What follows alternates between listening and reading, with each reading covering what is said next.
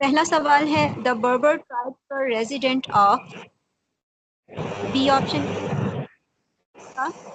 दूसरा सवाल है Majlis is the name of the parliament. Majlis किसकी पार्लियामेंट का नाम है? ईरान की पार्लियामेंट। तीसरा सवाल है the Himalaya Andes and Rockies which kind of mountain. तो ये फोर्थ क्वेश्चन है विच नो इन 2000 मुल्क ने 2006 ज्वाइन किया था। Option A. सवाल है आर कॉल्ड है। पांचवें है youngest female aerospace engineer of Pakistan, Aruba Faridi. Seventh है which compound is the most soluble in water? Sugar. Artist who has become the youngest Microsoft certified professional. ये फातिमा है. Metals is in the form of solid. Tenth है in the south of Pakistan. Nepal में कौन सी है? तो कोहेगढ़ का। C option. Demography is the study of population including. Demography में पॉपुलेशन की जो चीजें हम स्टडी करते हैं तो दैट दोनों का मुतालिया किया। Option C both. 12 वाटरलू का मुकाम headquarter of organisation Ramallah. Alpine valley glacier. The headquarters of UNICEF is located at New York. C option. 16th, dash is the state of the atmosphere at a particular place and time. Weather. 17, which among the following planets has snow-capped mountains? Pluto. B option. 18th, Siachen conflict started between Pakistan and India in 1884. C option. 19th, the total capacity of lungs is about 6 liters. 20th, India has announced new Kashmir domicile law on 1st April 2020. जी sir.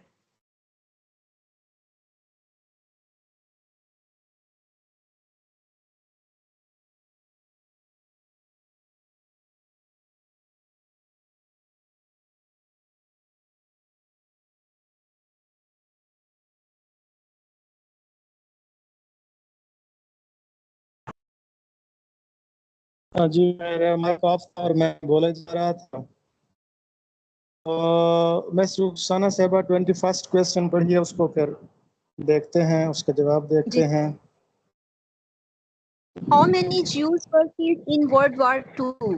A. 4.5 million. B. 5.7 million. C. 8.6 million. D. 9 million.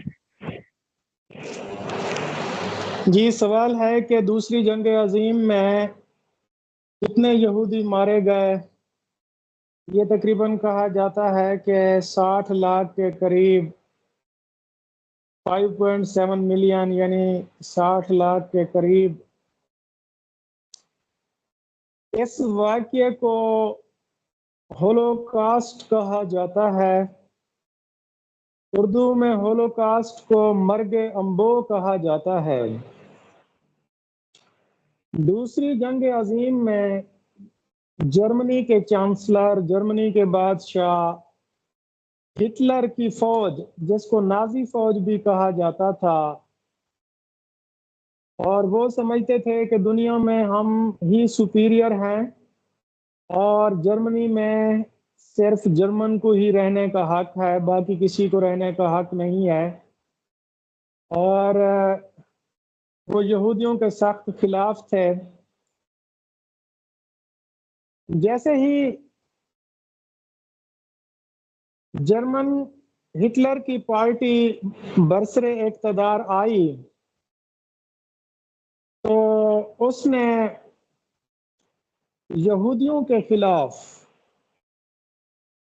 कार्रवाई शुरू कर दी और कहा जाता है कि तकरीबन ये 6 मिलियन यानी 60 लाख 5.7 मिलियन यहूदी मारे गए थे, जिनमें से कहा जाता है कि 3 मिलियन यहूदी पोलैंड में मारे गए थे और 1 मिलियन यहूदी सोवियत यूनियन में मारे गए थे। इसी तरह नेदरलैंड्स, फ्रांस, बेल्जियम, इन इलाकों में भी यहूदी मारे गए थे। कहा जाता है कि तकरीबन कोई 90 लाख के करीब ये लोग थे जो मारे गए थे।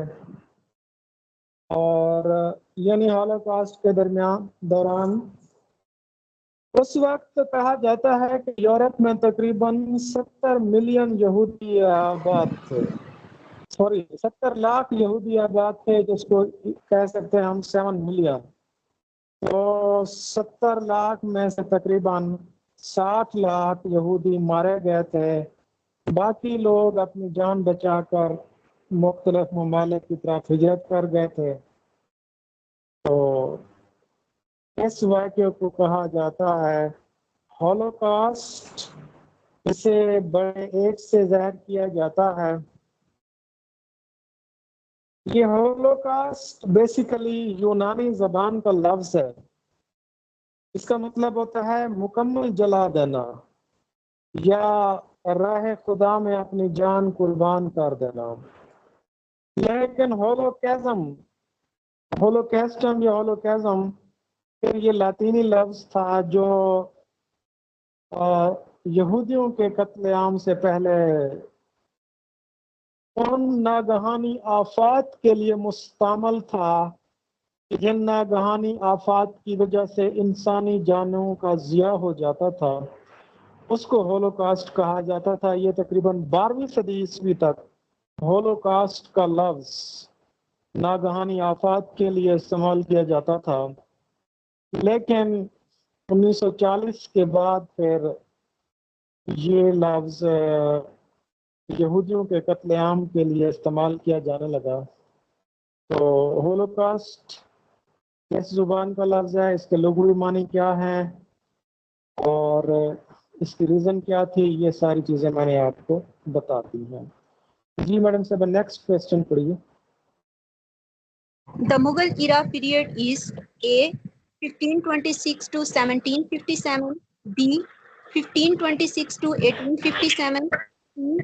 1526 to 1861, C. None of these.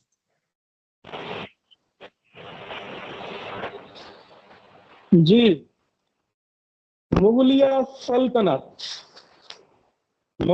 सल्तनत बर्रे सगीर में 20 अप्रैल 1526 ईस्वी से 21 सितंबर 1857 तक कायम रही।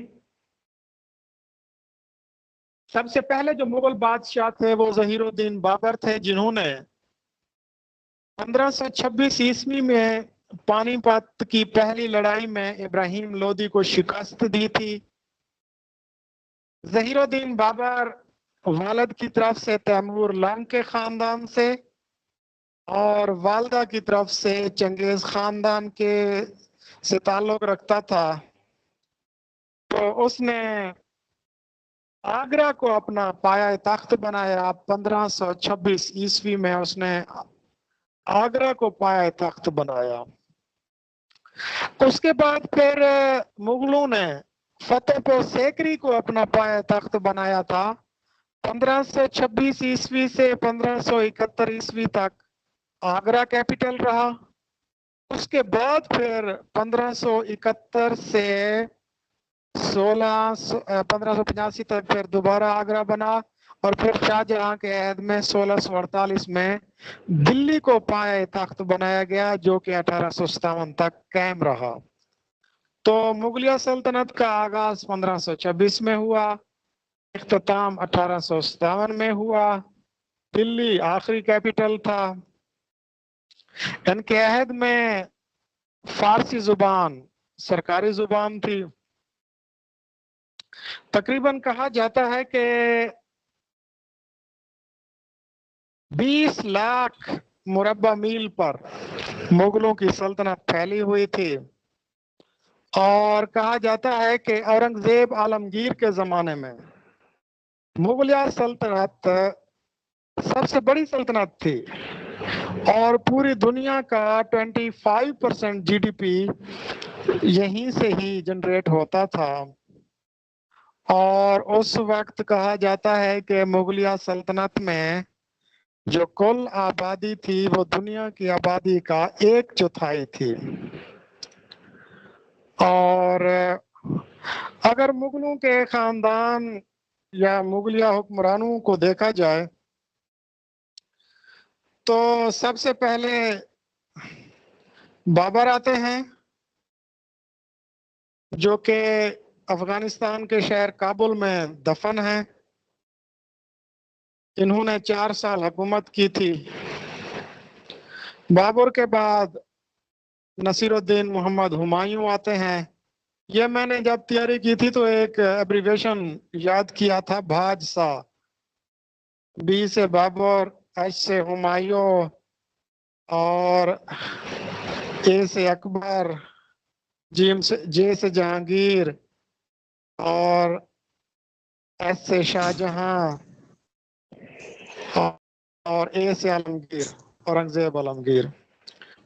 तो अगर मुगल हुक्मरानों को देखा जाए तो गलबन टोटल 19 मुगल यहाँ पर आए थे जिन्होंने अपने लिए शहनशाह का लक़ब इस्तेमाल किया था। पहले बादशाह तहीरुद्दीन बाबर थे।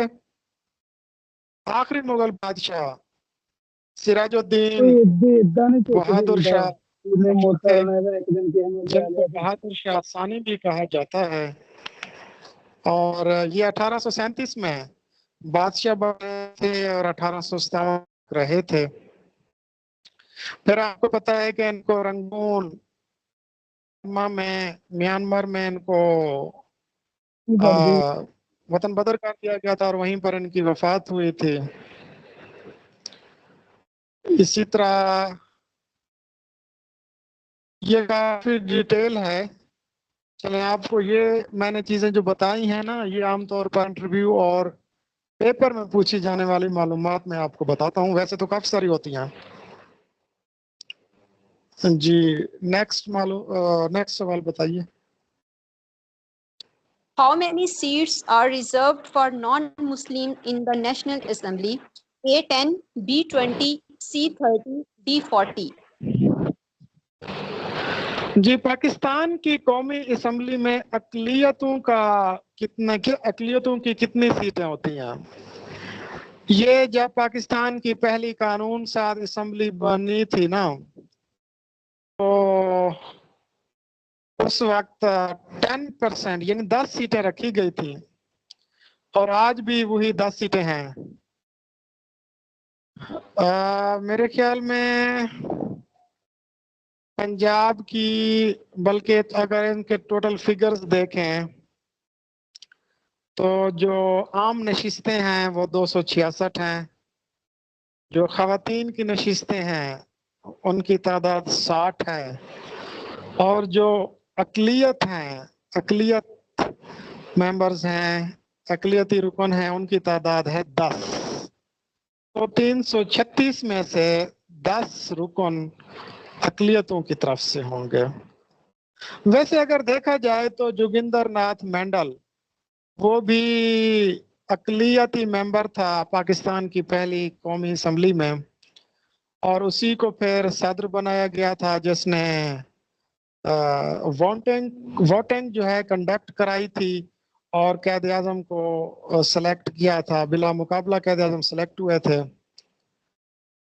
तो 10% ये कोटा होता है अकलियत।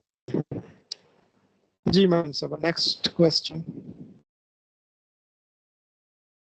Star in Pakistan flag represents A, knowledge, B, wisdom, C, courage, D, all of these. जी, पाकिस्तानी परचम को अगर देखा जाए तो उसका एक ज्यादा हिस्सा सब्ज है जो कि मुसलमानों की नुमाइंदगी करता है। उसके बाद फिर थोड़ा सा हिस्सा वाइट है जो अक़लियतों की नुमाइंदगी करता है। और उसके बाद एक चांद सितारा है, क्रिसेंट है। क्रिसेंट आप देखें ना, ये तरक्की की अलामत है, बुलंदी की अलामत है, चांद बुलंदी पर होता है। तो लेकिन जो सितारा है वो इल्म, बसीरत और इंसानी हौसले की अलामत है। तो इसका दुरुस्त जवाब होगा ऑल ऑफ दीज। जी मैडम साहब, next question. Wazir Khan Masjid is located at A. Lahore, B. Peshawar, C. Karachi, D. Faisalabad.